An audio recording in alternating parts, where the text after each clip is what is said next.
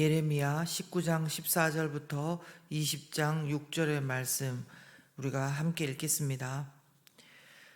예레미야가 여호와께서 자기를 보내사 예언하게 하신 도벳에서 돌아와 여호와의 집들에 서서 모든 백성에게 말하되, 만군의 여호와 이스라엘의 하나님께서 이와 같이 말씀하시되, 보라, 내가 이 성읍에 대하여 선언한 모든 재앙을 이 성읍과 그 모든 촌락에 내리리니 이는 그들의 목을 곧게 하여 내 말을 듣지 아니함이니라 하시니라.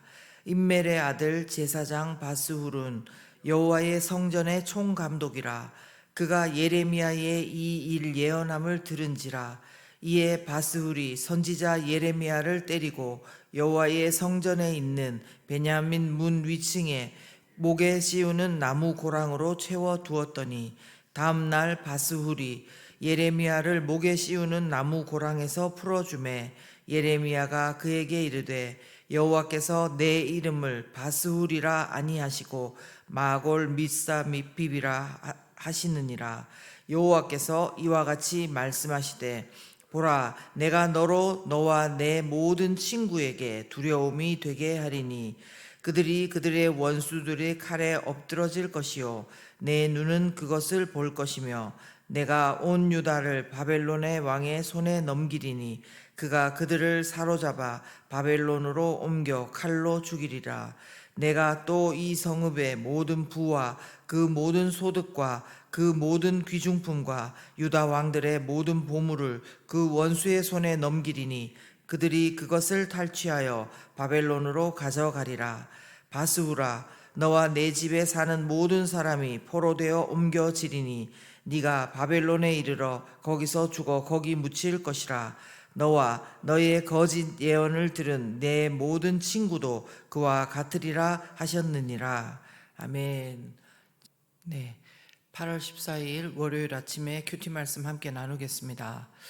오늘 말씀은 어제 말씀에 이어서 조금 보면 좋을 것 같은데요. 어제 주일 큐티 말씀에 보면은 선지자 예레미야가 도벳이라는 곳에서 말씀을 전했습니다. 도벳은 어디냐면 흰놈의 아들 골짜기라고 하기도 하고 쓰레기장이라고 불리기도 합니다. 왜 그러냐면 거기에서는 인신 제사까지 하고 우상 숭배하는 장소였기 때문에 그렇습니다.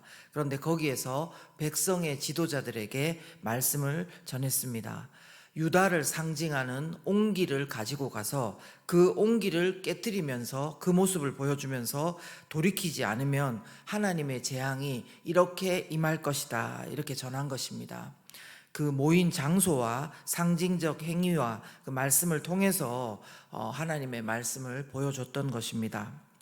그런데 이제 오늘 본문을 보면 그가 도벳에서 다시 돌아와서 연이어서 심판의 말씀을 전하고 있는 것을 볼 수 있습니다. 이번에는 어디서 전하냐면 여호와의 집들, 즉 예루살렘 성전에서 모든 백성에게 이제 전하고 있는 것입니다.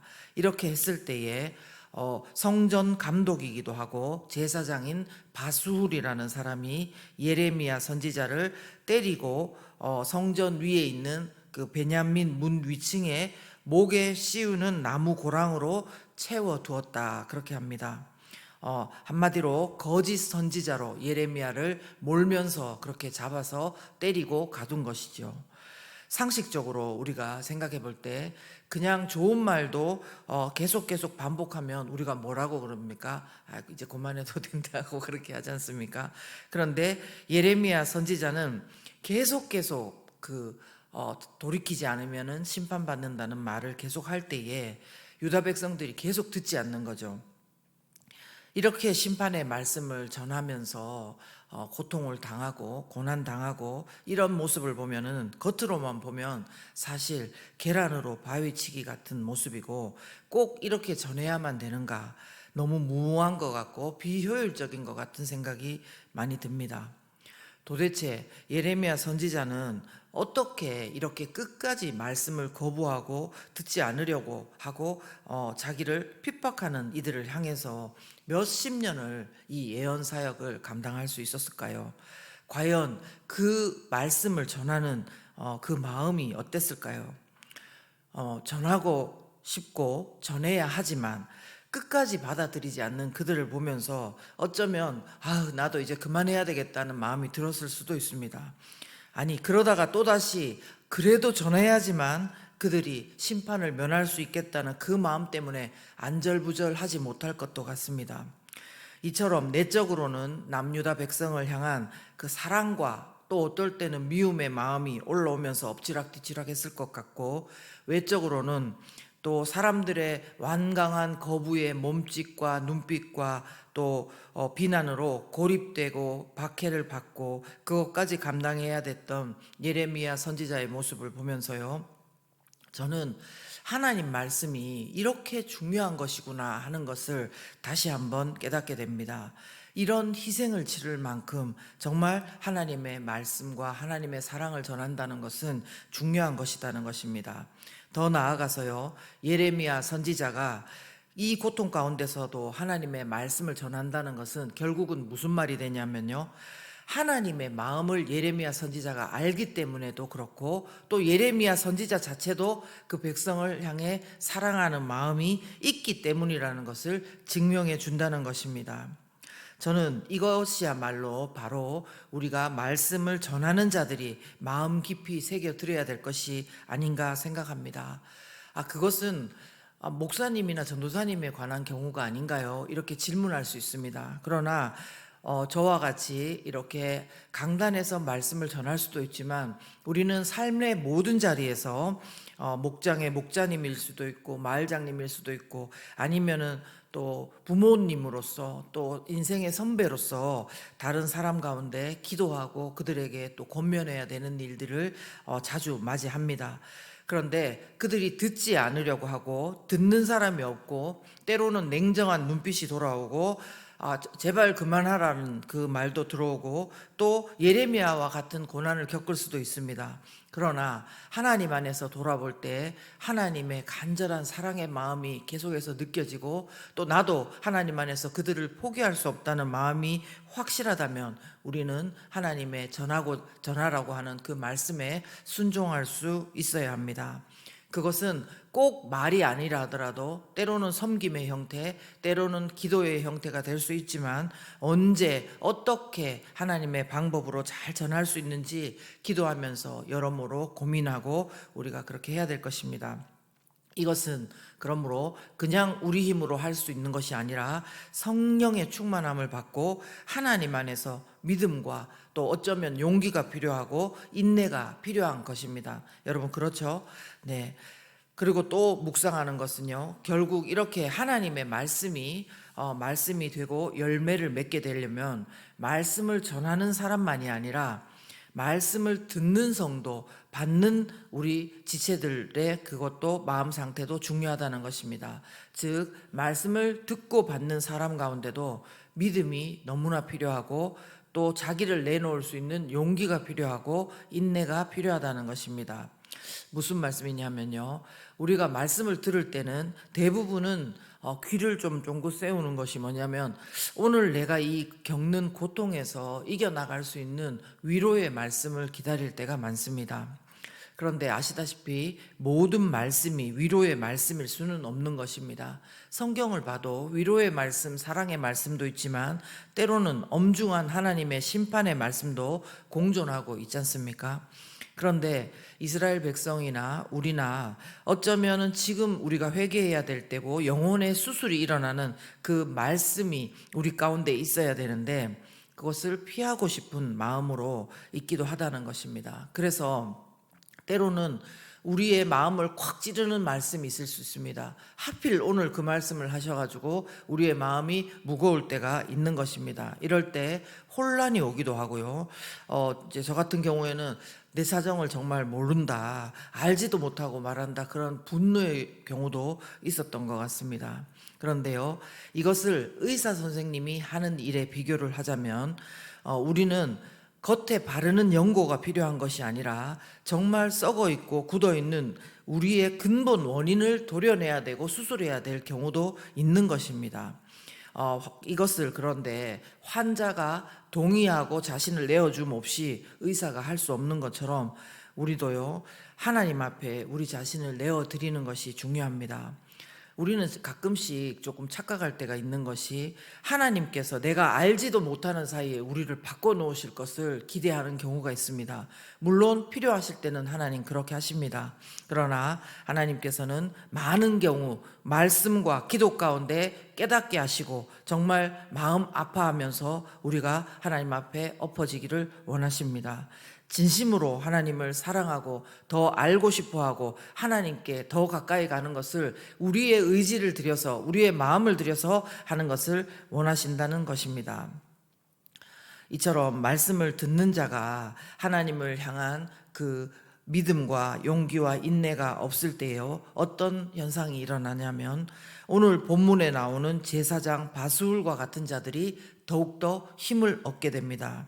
무슨 말인가 하면 보시면요, 학자들은 어떻게 말하냐면 바스울은 예루살렘 감독 총감독이고 제사장인 동시에 20장 6절을 보시면요, 거짓 예언을 했다 이렇게 말씀을 하고 있습니다. 그런 것으로 보아서 바스울은 선지자 역할도 한 것으로 보입니다. 제사장과 총감독과 선지자 역할도 했다는 것입니다. 그런데 많이 한 것이 중요한 것이 아니라 중요한 것은 그 말씀이 거짓 예언이었다는 것입니다. 아마 예레미야 선지자와 반대로 그는 예레미야가 말하는 것은 다 거짓이다, 그런 재앙은 절대로 없다, 하나님이 우리를 돌봐주실 것이다. 물론 돌봐주시는 거 맞습니다. 그러나 하나님 앞에 돌이키는 것을 지금 이야기하고 있는데 바수울은 그런 말이 아니라 거짓 예언을 했다는 것입니다. 그런데 심판의 말보다 이런 위로의 말을 들을 때 많이 위로가 됐겠죠. 두려운 마음을 덮어주는 위로의 말씀이었기 때문입니다.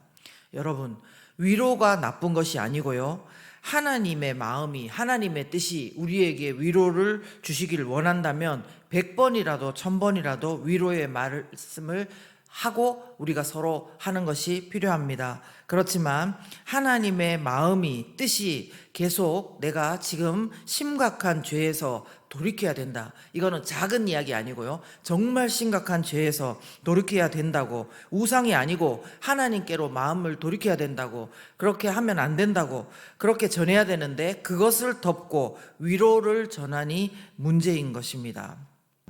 이것은 자기뿐만 아니라 자기와 함께하는 사람들도 같이 망하게 하는 처사인 것입니다. 오늘 말씀에도 보시면 바스울이 예레미야 선지자를 때리고 그 다음에 묻고 그렇게 했지만 결국 하나님께서는 20장 3절에요, 여러분도 눈으로 같이 확인해 보시면 여호와께서 내 이름을 바스훌이라 아니하시고 마골 미사빕 즉 사방으로 두려움이 되겠다, 이런 뜻의 이름을 주시고, 또 4절 중반에 보시면요, 내가 너와 내 모든 친구에게 두려움이 되게 한다 이렇게 하셨고요, 6절 후반에 보시면 너뿐만이 아니라요, 너의 거짓 예언을 들은 네 모든 친구도 그와 같으리라 이렇게 말씀하시는 것입니다. 오늘 저와 여러분은 여러 가지 하나님의 말씀을 듣기도 하고 또 전하기도 하고 그렇게 살 것입니다. 그러나 전하는 자나 듣는 자 모두에게 필요한 것은 먼저는요, 우리를 너무너무 사랑하시고 계속해서 말씀으로 우리를 권면하시는 그 하나님의 마음을 아는 것이고요, 또한 그 하나님을 믿고 때로는 우리가 아프다고 할지라도 때로는 핍박을 받는다고 할지라도 하나님을 믿고 따라갈 수 있는 용기와 인내가 필요한 것입니다. 오늘도 하나님께서 저와 여러분 가운데 이 믿음과 용기와 또 마음을 주셔서 말씀을 받고 또 전하는 모든 순간에 하나님께 순종하고 또 하나님께 돌이킬 수 있는 모두가 되기를 예수님 이름으로 축원합니다. 이 시간 우리가 함께 기도하실 때에요, 우리 주변에 우리가 말씀을, 하나님께서 너를 너무 사랑해, 그렇지만 이거는 그렇게 계속하면 안 돼, 전해야 되는 것이 있다면 하나님 말씀 가운데 순종할 수 있는 그 믿음을 주시고 용기를 달라고 기도했으면 좋겠고요, 또한 내가 그것을 들어야 될 자라면은 또 잘 들을 수 있는 마음도 주시라고 기도했으면 좋겠습니다. 섣불리 함부로 말하는 것이 아니라 오늘 찬송한 것처럼 인자한 말을 가지고 사람을 감화시키는 것입니다. 어떻게 언제 말해야 되는지 충분히 기도한 다음에 하나님의 인도하심을 구하고 모든 것을 할 수 있기를 바랍니다. 그리고 함께 또 기도해 주실 것은 이번 금요일 젊은이 수련회 가운데 말씀을 전하는 자와 듣는 자 모두가 이 은혜가 있을 수 있도록 이 시간 함께 기도하겠습니다.